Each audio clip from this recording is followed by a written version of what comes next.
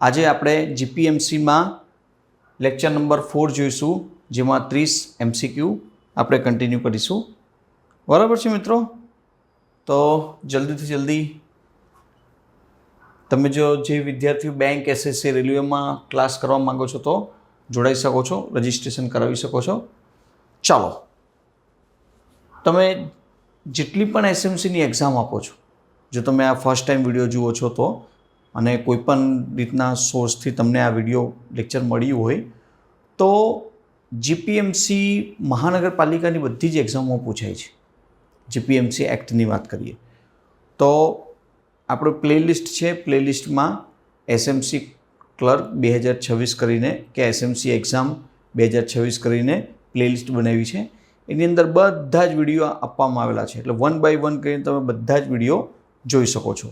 Okay મિત્રો, ચાલો શરૂ કરીએ. 30 ક્વેશ્ચન. જીપીએમસીમાં ઇમારત રસ્તાની લીટી સુધી આગળ લાવવા બાબત કયા કલમમાં જોવા મળે છે? એટલે પહેલાં તો તમને આના વિશે થોડુંક બતાવી દઉં કે ઇમારત રસ્તાની લીટી. હવે રસ્તાની લીટી એ કે તમે જુઓ કે જ્યારે રોડ બનતું હોય તો રોડમાં સૌથી લાસ્ટમાં એક લાઇનિંગ પટ્ટા હોય છે બંને સાઈડ, બરાબર? તમારે એ લાઇનિંગની બહાર ઘર હોવું જોઈએ. જો લાઇનિંગ સુધી તમે ઘર લઈને આવો છો તો મહાનગરપાલિકા એ તમારા એક્સ્ટ્રા જે વસ્તુ લાઇનિંગમાં આવી છે એ તોડી નાખશે, બરાબર છે? એ નિયમ પ્રમાણે છે. તો એ આવશે કલમ નંબર 215માં. કલમ નંબર 215માં આ લાઇનિંગ, ઇમારતીમાં રસ્તાની લાઇનિંગ વિશે કમ્પ્લીટલી માહિતી આપવામાં આવેલી છે. જીપીએમસીમાં ઇમારત અને ખાનગી રસ્તાઓ માટે જમીન આંકવાના ઈરાદાથી કમિશનરને નોટિસ આપવા બાબત કઈ કલમમાં જોવા મળે છે? તો નોટિસ આપવા બાબતમાં એ પણ કલમ નંબર મળશે આપણને 217માં, બરાબર છે? 217માં જોવા મળશે. નેક્સ્ટ જોઈએ, કમિશનર વધુ વિગતો મંગાવી શકે. હવે કમિશનરને કોઈ વસ્તુની જાણ કરવામાં આવી છે અને એના માટેની અમુક વિગતો, વધારાની વિગતો મંગાવી હોય તો એ કલમ નંબર 218 મુજબ મંગાવી શકે છે. કલમ નંબર 218 મુજબ મંગાવી શકે છે. નેક્સ્ટ, લાયસન્સવાળા સર્વેયર પાસે નકશા તૈયાર કરાવવાનું કમિશનર ફરમાવી શકશે. એ કયા કલમ હેઠળ છે? હવે કોઈ લાયસન્સ ધારક સર્વેયર છે જે નકશા બનાવી શકે છે, એમની પાસે નોલેજ છે, એની પાસે એની લાયસન્સ છે, તો કમિશનર કયા કલમ હેઠળ એની પાસેથી ફરમાવી શકે છે કે તમે અમારા માટે લાયસન્સ નકશો બનાવી આપો, કે જે કાર્ય કરવાનું છે એ કાર્ય કરી આપો? તે આવશે 219 મુજબ. કલમ આર્ટિકલ 219. નેક્સ્ટ ક્વેશ્ચન જોઈએ. જીપીએમસીમાં ખાનગી રસ્તા અને જવા આવવા માટેના સાધનોને સપાટ કરવા અને તેને ગટરકામ કરવા બાબત કઈ કલમમાં જોવા મળશે? તો એ કલમ જોવા મળશે આપણને 223માં. કલમ નંબર 223. હવે જો એક વસ્તુ કહી દઉં તમને, તમારી સામે હમણાં હું કલમ જ ભણાવું છું. કેમ કે જીપીએમસી આખું કલમ બેઝ ઉપર છે. કયા કલમમાં કઈ માહિતી છે એની પછી થિયરી આખી અલગ છે. થિયરી તો અંદર ડિટેલ્સમાં મળે છે, પણ એમ સમજો કે તમે જે પણ એક્ઝામ આપશો એમાં કલમ 50% પૂછાશે. કલમ નહીં આવડતી હશે, કયા કલમમાં છે ને તમને માહિતી બધી ખ્યાલ છે અને પૂછી લીધી કલમ, તો જરૂરી છે. એટલા માટે શરૂઆતી લેક્ચર જેટલા પણ તમને જોવા મળશે એ કલમ ઉપર આધારિત છે. તો કલમ યાદ રાખવી જરૂરી છે, એટલા માટે એના ઉપર હમણાં શરૂઆતના વિડીયો બને છે. Okay, next. અને કોઈ ક્રમમાં નથી, જે ઇમ્પોર્ટન્ટ છે અમે એ જ વસ્તુ તમને બતાવીએ છીએ. એમ તો ભાઈ 493 કલમ બનાવી છે તો તમને એક PDF આપી દીધી, એ તમે વાંચી લેશો. એની વિથ ડિટેલિંગ અમુક સમજાવવાની હશે તો વચ્ચે વચ્ચે અમે સમજાવીશું તમને. નેક્સ્ટ જોઈએ કે જીપીએમસીમાં રસ્તાઓ વગેરે ઉપર બહાર નીકળી આવતા ભાગો વગેરેનો પ્રતિબંધ કયા કલમમાં છે? કે રસ્તાઓ વગેરે ઉપર બહાર નીકળી આવતા ભાગો વગેરેનો પ્રતિબંધ કયામાં જોવા મળશે? તો એ જોવા મળશે આર્ટિકલ 126 મુજબ. કલમ 126 મુજબ જોવા મળશે. વધારાની વસ્તુઓની બહુ બધી રીતના જોવા મળશે કે હવે લાઈન દોરી છે, લાઈન દોરી તમે ઘર બનાવો છો, એનું છજ્જું જો લાઈન દોરીથી બહાર નીકળ્યું છે તો તમે છજ્જુ તોડી નાખવામાં આવશે. ઘરની ગેલેરી તમે બનાવી છે ને એને થોડું બહારથી રાખ્યું છે તો તોડી પાડવામાં આવશે. ડ્રેનેજ લાઇન જાય છે અને લાઇન દોરીની માં આવી ગયું છે તો તમે તોડી નાખવામાં. બહુ બધી વસ્તુઓ ઓપ્શન છે એના. Okay, next. જીપીએમસીમાં ખાનગી રસ્તામાં ગટર વગેરે કરવામાં આવે ત્યારે તેને સાર્વજનિક રસ્તા તરીકે જાહેર કરવાની સત્તા કયા કલમમાં છે?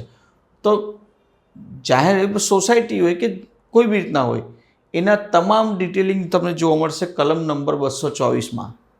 224માં એના માટેની ખાનગી રસ્તાના ગટર વગેરે કરવા માટેની તમે સાર્વજનિક રસ્તા તરીકે, હવે સોસાયટી બની છે અને એમાં ગટર વ્યવસ્થા રસ્તાની નીચેથી છે તે સાર્વજનિક રોડ છે, કોઈ પ્રાઇવેટ નથી.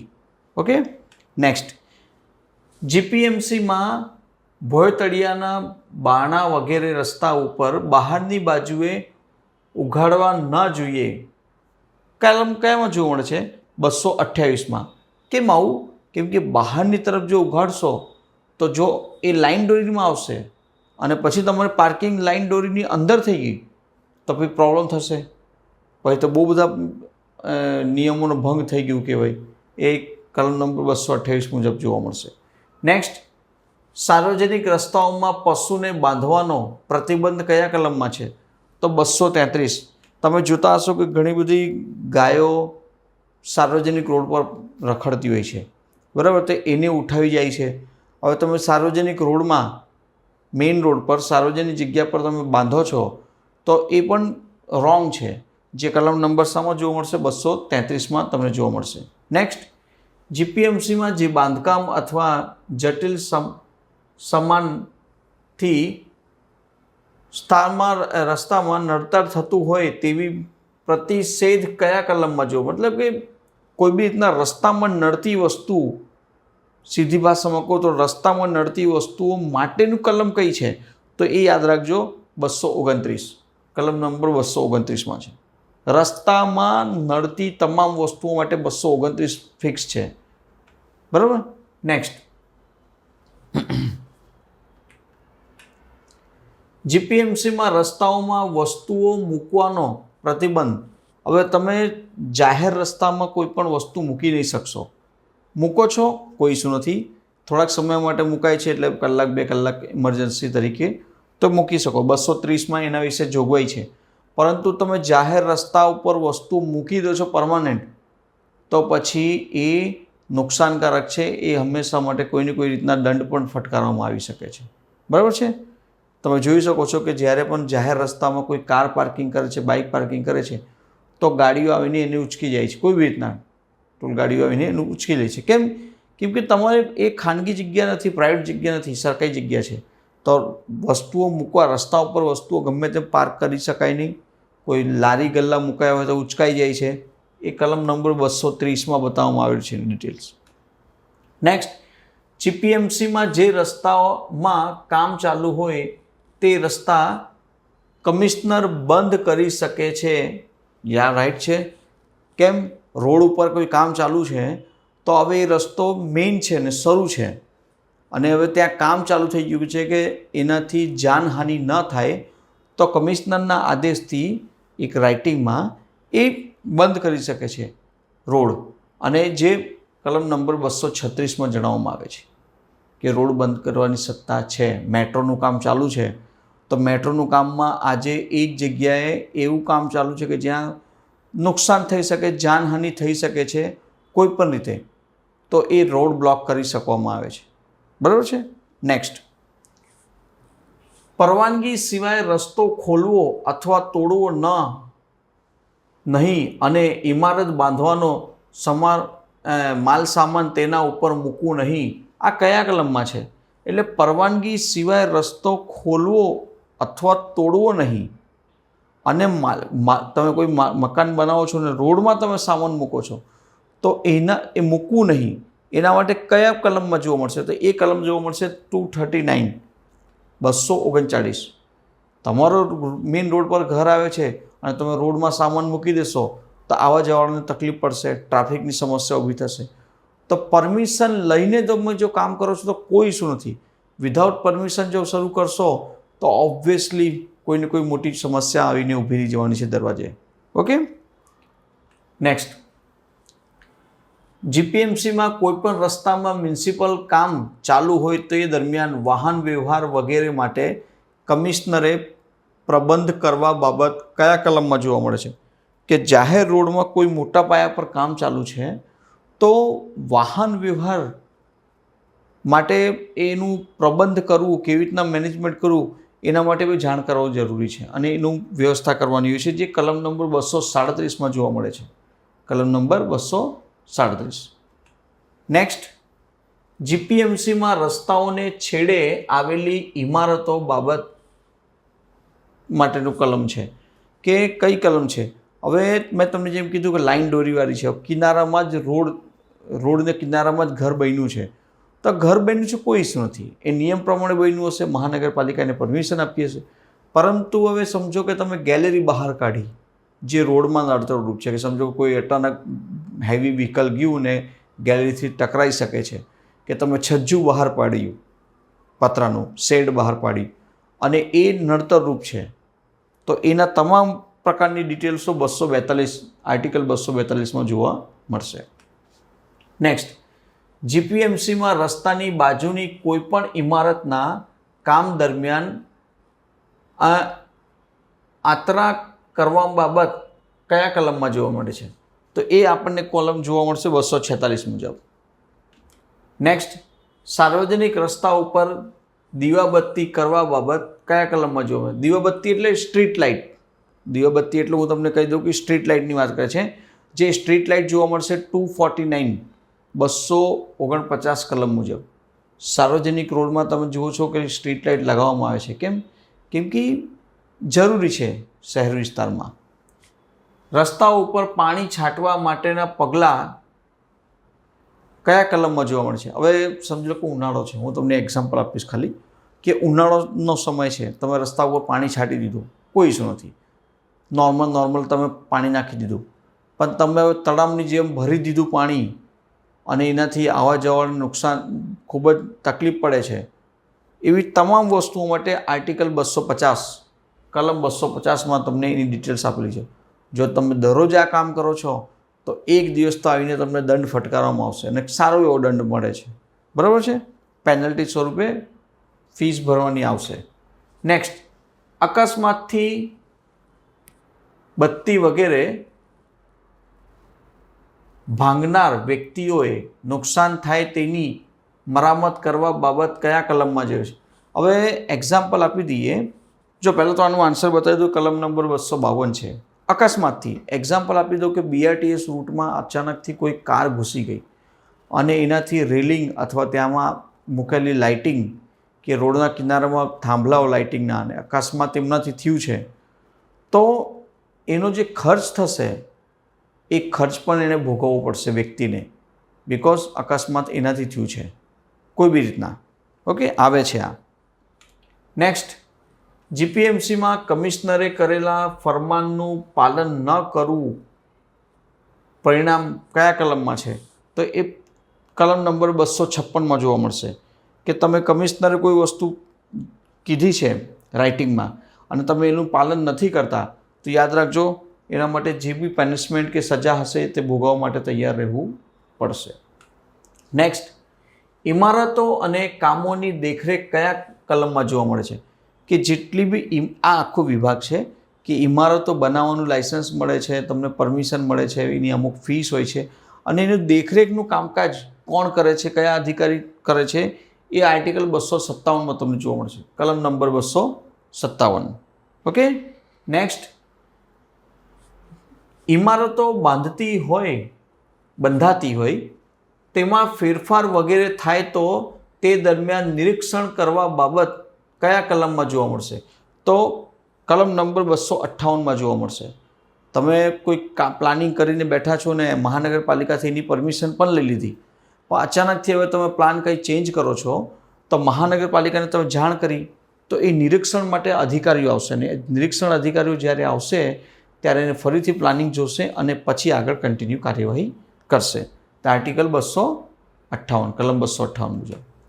નેક્સ્ટ, ઇમારતો અને કામોને લગતી ઇમારતો અને કામોને લગતી જોગવાઈઓનો અમલ કયા કલમમાં જોવા મળશે? તે કલમ નંબર જોવા મળશે 262માં. 262. નેક્સ્ટ, જીપીએમસીમાં અશાંત વિસ્તારોમાં આવેલ સ્થાવર મિલકતના મકાનના ઉપયોગી પરવાનગી મેળવવા બાબત કઈ કલમમાં જોવા મળશે? એ કલમ જોવા મળશે 263 ખ. 263 ખ અથવા 263 બી, એમ તમે જે પણ સમજો. નેક્સ્ટ, જીપીએમસીમાં જીણ અથવા પડી જાય તેવા બાંધકામો કાઢી નાખવા બાબત કયા કલમમાં છે? એ પહેલાં તો તમને કીધું કલમ નંબર 64 આવશે આમાં. હવે કોઈ બિલ્ડિંગ જર્જરિત હાલતમાં થઈ ગઈ છે અને એનો અમુક પાર્ટ એવું હતું કે 2-4 વખત તૂટી ગયું છે, મહાનગરપાલિકા નોટિસ પણ આપી શકે છે એમાં, અને એને કાઢી નાખવું જોઈએ એનું પ્રમાણ પણ 264માં જ તમને ડિટેલિંગમાં જોવા મળશે. ઓકે. નેક્સ્ટ, અમુક સંજોગોમાં જીપીએમસીમાં અમુક સંજોગોમાં કોઈ પણ ઇમારત ખાલી કરવાની કમિશનરની સત્તા કયા કલમમાં છે? મેં તમને હમણાં જે કીધું 268 મુજબ. કેમ કે જર્જરિત હાલતમાં થઈ ગઈ છે, હવે રહેવા લાયક નથી, તો એને ખાલી કરાવશે અને ખાલી કરાવીને પછી જે પોતાની પ્રોપર્ટી છે એમની એ બધા ડિસાઇડ કરશે કેવી રીતના તોડવું છે, કેવી રીતના નવું બંધાવવું છે, બધી વસ્તુ જાતે ડિસાઇડ કરશે મહાનગરપાલિકાને જાણ કરીને. નેક્સ્ટ, નોટિસ પ્રસિદ્ધ થયા અથવા બજાવ્યા પછી સ્થાયી સમિતિએ તે યોજના કોર્પોરેશનને મંજૂરી માટે મોકલવી એ કયા કલમમાં જોવા મળશે? તો એ કલમ જોવા મળશે 275. નોટિસ પ્રસિદ્ધ કરીને પછી બજાવવાની સ્થાયી સમિતિ યોજના કોર્પોરેશનને મંજૂરી માટે મોકલે છે, તો એ કલમ જોવા મળશે 275 મુજબ. નેક્સ્ટ, જીપીએમસીમાં યોજના મંજૂર કરવા માટે કમિશનરે રાજ્ય સરકારને અરજી કરવી કયા કલમમાં છે? કોઈ પણ યોજના મંજૂર કરવી છે તો કમિશનર રાજ્ય સરકારને પરમિશન લેવી પડે છે અને એ પરમિશન મળશે આપણને 277 કલમ મુજબ પરમિશન લેવી જરૂરી છે. કોઈ વિસ્તારને સાફ કરવાના વિસ્તાર તરીકે જાહેર કરવાની સત્તા કયા કલમમાં છે? સાફ સફાઈથી લઈને બહુ બધી વસ્તુ આવે છે. સમજો લો કે સરકારી જગ્યા પર છે અને એમાં બહુ બધા ઝૂંપડા બની ગયા છે, એને સાફ કરવું છે કે ગંદકી બહુ છે તો સાફ કરવું છે, તો એવી તમામ નાની વસ્તુઓ એ કલમ નંબર 280માં જોવા મળશે. કલમ નંબર 280. નેક્સ્ટ, જીપીએમસીમાં પુનઃ વિકાસની યોજના કયા કલમમાં જોવા મળશે? પુનઃ વિકાસ. તો પુનઃ વિકાસની વાત કરીએ તો કલમ નંબર 284 6 અથવા એફમાં તમને આની તમામ ડિટેલ્સ જોવા મળે છે. બરાબર છે મિત્રો? તો આ હતા ટોટલ 30 ક્વેશ્ચન. જો વિડીયો ગમ્યો હોય તો લાઇક, શેર, સબસ્ક્રાઈબ કરજો. અને તમારી જે પણ એક્ઝામમાં જીપીએમસી પૂછાય છે એને ફટાફટ તમે યાદ કરી લેશો. નમસ્કાર.